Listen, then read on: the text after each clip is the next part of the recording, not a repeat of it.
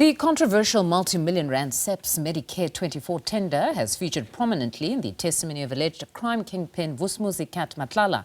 Yesterday, the Madlanga Commission heard that businessman Steve Motsumi advanced a 5 million rand loan to Medicare24 Tshwane District, which was paid in two separate transactions.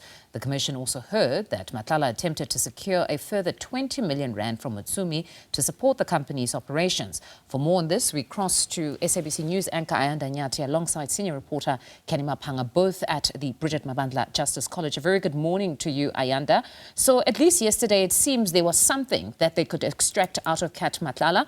Among others, we heard of his relationship with the elusive Morgan Maumela. We also heard about the pool funds that they went on to establish, much to the frustration of the evidence leader yesterday, who couldn't quite understand how exactly one would be able to pay their profit if they were sharing these pools.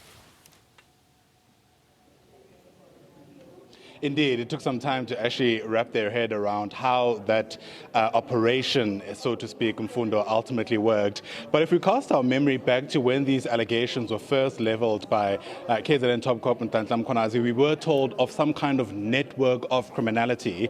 And I think yesterday that picture of that web started to crystallize as connections were finally made between Matlala, Morgan Maumela, we heard of Mr. Swazi, of course, and other individuals as well, whose name has come up in multiple, or rather in different points. We do anticipate that hopefully we'll start to hear a bit more about the relationship that Vusimuzi Matlala shared with Shadrach Sibiya. In fact, you might remember earlier this week, there was an attempt to start essentially going in that terrain, and there was strong pushback from the witness. But yesterday we were told that in the main, the meat of that testimony will essentially be led by evidence leader Adila Hassim. Canny Maphanga is also here with us and has been listening to much of the testimony, and she joins us now live. And Canny, once again, as always, let's place our viewer. I mean, it is once again about establishing these alleged relationships that Vusimuzi Matlala shared with the different individuals, and some time was spent yesterday trying to understand the nature of that relationship with Mr. Mswazi, for one. Yes, because it seems that Mr. Msibi is a key central lead figure, allegedly, in understanding how this network comes about, because it seems that all relationships are established from that particular starting point, and all the networks grow from that starting point, and all the alleged transactions seemingly also pass in two starting points, which is Msibi, and then the name of Stephen Motsumi comes up.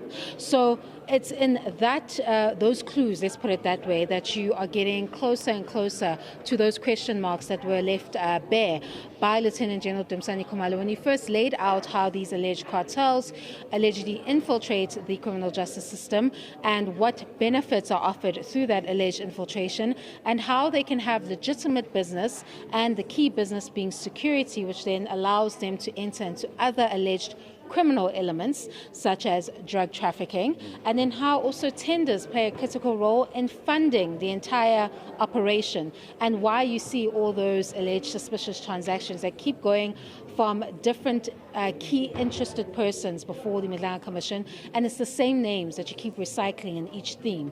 And there's something to be drawn from that particular evidence, because it gives you a better understanding of how deep the webs are and what the exact network is. And I think it's something that's going to continue even when Joe Sibanyoni is expected, or at least that's what the subpoena date states, he is expected on Friday to give evidence as well, and that's likely going to speak to that particular evidence, which ties in this alleged network and gives you quite a nice understanding of the web and how it allegedly works, and why transactions have to move in the manner in which they move. Yeah. Speaking of those transactions, some time was spent trying to get an understanding around why Matlala seemed to be sending a proof of payment in relation to one of those transactions.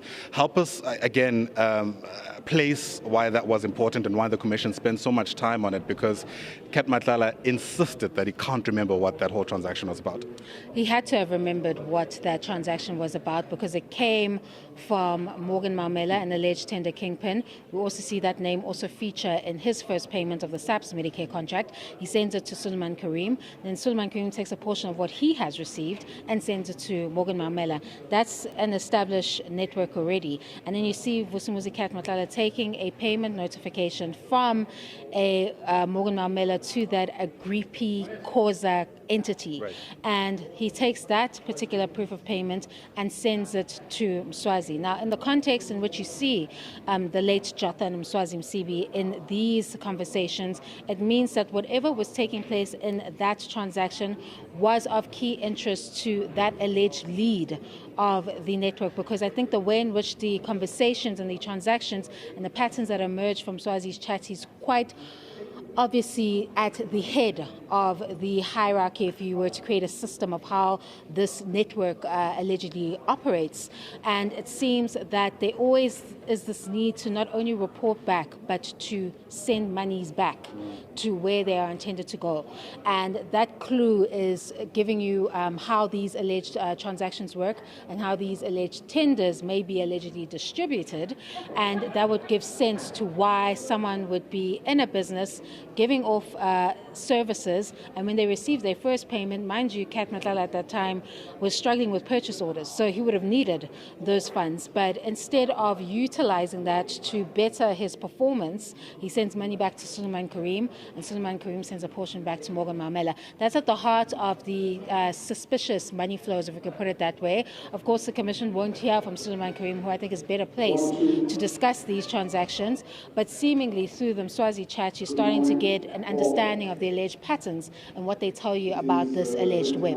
In 30 seconds, because it's 29 minutes past 9, we have to speak about the SAPS contract and how it featured as well. Well, we see that when it's about to be terminated, he sends that information to Steve Motsumi to get a further loan from him. And again, that shows a similar pattern that you've seen in the other communications with Mswazi as well. Short and crisp. Canny Maphanga, as always, thanks very much indeed, our senior reporter here at the Bridget Mabandla Justice College. Day 167 of the inquiry starts now.